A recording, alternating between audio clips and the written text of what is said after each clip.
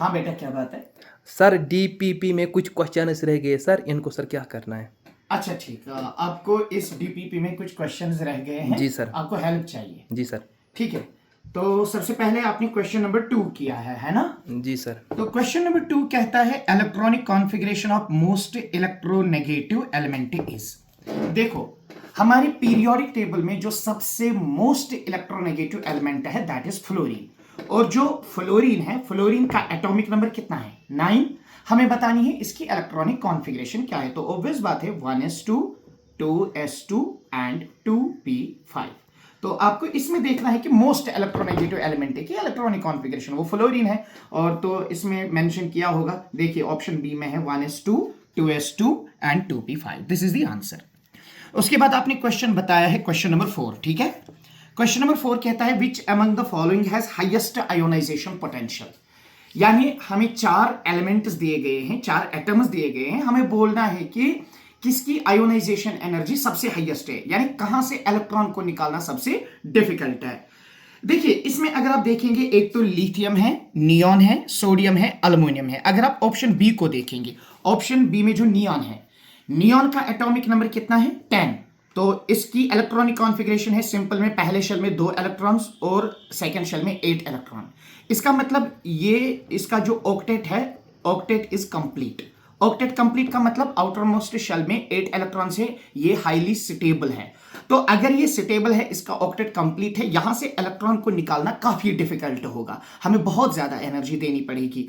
इसीलिए इसकी जो आयोनाइजेशन पोटेंशियल है that will be very high. ठीक है, हमेशा याद रखिएगा सारे वो एलिमेंट्स जिनका ऑक्टेट कंप्लीट है वो बहुत ज्यादा स्टेबल होते हैं, वहां से इलेक्ट्रॉन निकालना काफी डिफिकल्ट होता है, इसीलिए काफी ज्यादा एनर्जी चाहिए उनसे इलेक्ट्रॉन बाहर निकालने के लिए। तो इनका आयोनाइजेशन एनर्जी बहुत हाई होता है। तो इसमें जो नियॉन है ये एक नोबल गैस है, ऑक्टेट कंप्लीट है, आयोनाइजेशन एनर्जी बहुत हाई होगी। उसके बाद आपने ये क्वेश्चन नंबर 7 दिया है। ठीक है, question number 7 is maximum polarity is observed in. इनमें से बताना है कि मैक्सिमम पोलैरिटी किस में होगी। अब देखिए हमारे पास है एक तो HF, एक तो है HCl, एक तो है HBr, एक तो है HI। हमें बताना है मैक्सिमम पोलैरिटी। देखिए जो एक मॉलिक्यूल में या एक बॉन्ड में जो पोलैरिटी डेवलप होती है वो डायरेक्टली रिलेटेड होती है इलेक्ट्रोनेगेटिविटी डिफरेंस से। अगर हम देखेंगे हाइड्रोजन और फ्लोरीन जो बॉन्ड है ये हाईली पोलर होगा। क्यों? क्योंकि जो फ्लोरीन है इसकी इलेक्ट्रोनेगेटिविटी काफी हाई होती है, और अगर इसकी इलेक्ट्रोनेगेटिविटी काफी हाई है तो इन दोनों में इलेक्ट्रोनेगेटिविटी डिफरेंस मैक्सिमम होगी, और अगर इलेक्ट्रोनेगेटिविटी डिफरेंस मैक्सिमम होगी तो इसकी हाई पोलैरिटी होगी। तो मैक्सिमम पोलैरिटी जो है that will be observed in HF, hydrogen fluoride. हमेशा याद रखिए जब भी किसी बॉन्ड में पोलैरिटी कंपेयर करनी होगी, जो पोलैरिटी है आप वहां इलेक्ट्रोनेगेटिविटी डिफरेंस देख लीजिएगा। जहां इलेक्ट्रोनेगेटिविटी डिफरेंस ज्यादा होगी वहां पोलैरिटी ज्यादा डेवलप हो जाएगी। ठीक है, उसके बाद आपने ये क्वेश्चन नंबर 8 किया है, arrange Na positive Mg2+ and Al3+ in order of their ionic radius. ये देखिए बड़ा सिंपल क्वेश्चन है। क्वेश्चन नंबर 8, एक तो है हमारे पास Na+, एक तो है हमारे पास Mg+2, एक तो है Al+3। ये बेसिकली आइसो इलेक्ट्रॉनिक स्पीशीज है। अगर आप देखेंगे सोडियम में कितने इलेक्ट्रॉन्स है? Na+ में 10 इलेक्ट्रॉन्स, Mg+2 में 10 इलेक्ट्रॉन्स और Al+3 में भी 10 electrons. So these are isoelectronic species. इनमें अगर हम देखेंगे नंबर ऑफ इलेक्ट्रॉन सेम है, और अगर नंबर ऑफ इलेक्ट्रॉन सेम है तो इनको कहते हैं आइसो इलेक्ट्रॉनिक स्पीशीज। याद रखना जो ये आइसो इलेक्ट्रॉनिक स्पीशीज है इनका जो साइज है that size is inversely proportional to atomic number. जितना एटॉमिक नंबर ज्यादा होगा उतने प्रोटॉन्स न्यूक्लियस में ज्यादा होंगे, उतना इफेक्टिव न्यूक्लियर चार्ज ज्यादा होगा, वो आउटर शेल को ज्यादा कंट्रैक्ट करेंगे और साइज डिक्रीज हो जाएगा। मतलब एटॉमिक नंबर जिसका ज्यादा होगा ना उसका साइज कम होगा। तो इनमें से अगर हम देखेंगे अल्युमिनियम का एटॉमिक नंबर है 13, मैग्नीशियम का 12 और सोडियम का कितना है 10। तो एटॉमिक नंबर जितना कम होगा उतना साइज ज्यादा होगा। एटॉमिक नंबर सबसे कम है सोडियम का, तो इसका साइज ज्यादा है। तो इसका मतलब radius, ionic radius of Na+, it will be greater than ionic radius of Mg+2 greater than ionic radius of Al+3। तो आप सिंपल भाषा में याद रखिएगा आइसो इलेक्ट्रॉनिक स्पीशीज अगर होंगी यानी वो स्पीशीज वो आयन्स जिनमें नंबर ऑफ इलेक्ट्रॉन सेम होंगे, तो वहां जिसका एटॉमिक नंबर ज्यादा होगा उसका आयनिक साइज कम होगा। तो इस हिसाब से इसका जो करेक्ट ऑर्डर आएगा ये देख लीजिएगा। हाँ देखिए यहां पे जो ऑप्शन बी है Na+ का आयनिक साइज ज्यादा होगा as compare to Mg+2 as compare to Al+3। और कोई क्वेश्चन है? हाँ जी सर, ये क्वेश्चन नंबर 10, 11, 14 एंड 15। अच्छा देखिए यहां पे क्वेश्चन आपने 9 दिया है। क्वेश्चन नंबर 9 है water is iso electronic with. देखिए आइसो इलेक्ट्रॉनिक का मतलब क्या होता है? वो केमिकल स्पीशीज जिनमें नंबर ऑफ इलेक्ट्रॉन सेम होते हैं। अब अगर देखेंगे सबसे पहले वाटर में कितने इलेक्ट्रॉन्स हैं? एक हाइड्रोजन में 1 इलेक्ट्रॉन, तो 2 हाइड्रोजन में 2 इलेक्ट्रॉन प्लस ऑक्सीजन में 8 इलेक्ट्रॉन, तो टोटल कितने हो गए? 10।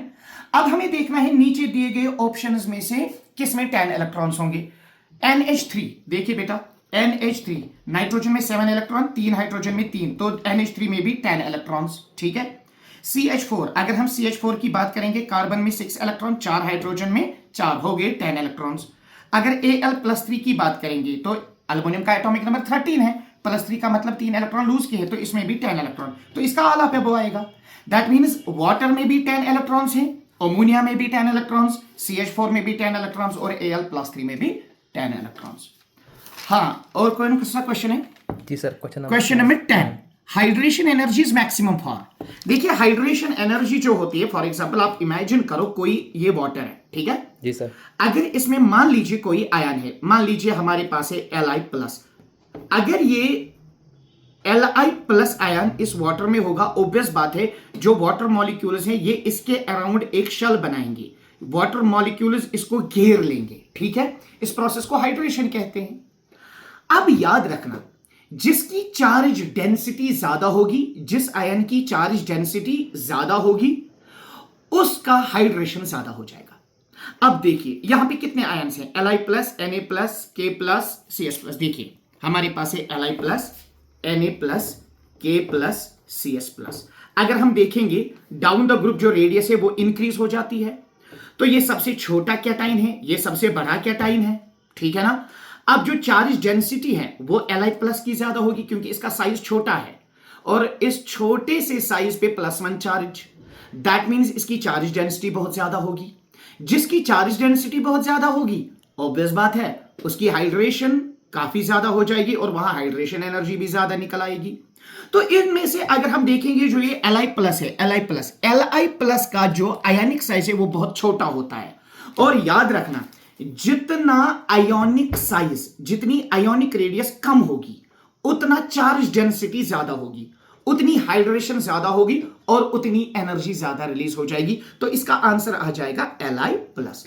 Smaller the size of cation, more is the hydration energy. और कौन सा क्वेश्चन है? 11 सर।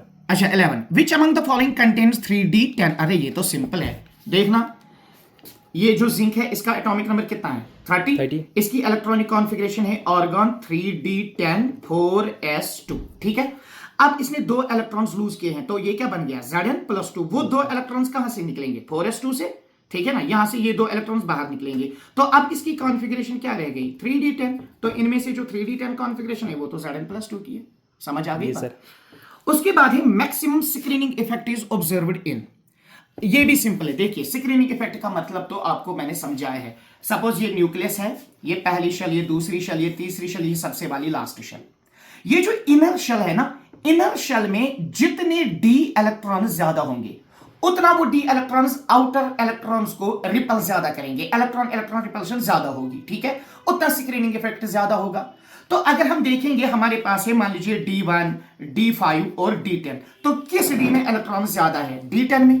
इसका मतलब डी सबशेल में जब इलेक्ट्रॉन ज्यादा होंगे तो वो आउटर इलेक्ट्रॉन्स को रिपल ज्यादा करेंगे, स्क्रीनिंग इफेक्ट ज्यादा होगा। तो यहां देखिए हमारे पास कौन कौन सी कॉन्फ़िगरेशन है? 3D1, 3D5, 3D2, 3D10। तो ऑब्वियसली ये आंसर होगा क्योंकि अगर डी शेल कंप्लीटली फिल्ड है, अगर डी शेल कंप्लीटली फिल्ड है उसमें 10 इलेक्ट्रॉन्स होंगे, वो 10 इलेक्ट्रॉन्स आउटर शेल को, उनके इलेक्ट्रॉन्स को रिपल करेंगे। तो जब वो रिपल करेंगे, इलेक्ट्रॉन इलेक्ट्रॉन रिपल्शन जब ज्यादा होगी तो शेल एक्सपैंड हो जाएगी। शेल एक्सपैंड हो गई तो ऑब्वियस बात है तो अंदर से रिपल्शन ज्यादा आ रही है, स्क्रीनिंग इफेक्ट ज्यादा हो रहा है।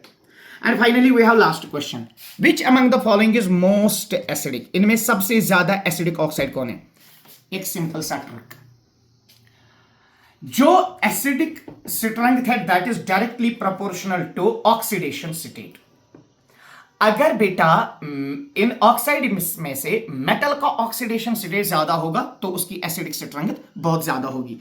इनमें अगर हम देखेंगे हमारे पास है MnO, हमारे पास है Mn2O5, हमारे पास है MnO2, हमारे पास है Mn2O7। अगर मैग्नीज में देखेंगे इसका ऑक्सीडेशन स्टेट है मैग्नीज का +2। अगर इसका देखेंगे तो इसका होगा +5 ऑक्सीडेशन स्टेट, इसका होगा +4 और यहां मैग्नीज का होगा +7। मैंने क्या बोला, जितना ऑक्सीडेशन स्टेट ज्यादा होगा उतना एसिडिक स्ट्रेंथ ज्यादा। इसका मतलब जो Mn2O7 है इसमें मैग्नीज का ऑक्सीडेशन स्टेट हायर है, तो इसका मतलब हो गया ये सबसे ज्यादा एसिडिक होगा। आई होप आपको ये समझ में आए होंगे। Thank you.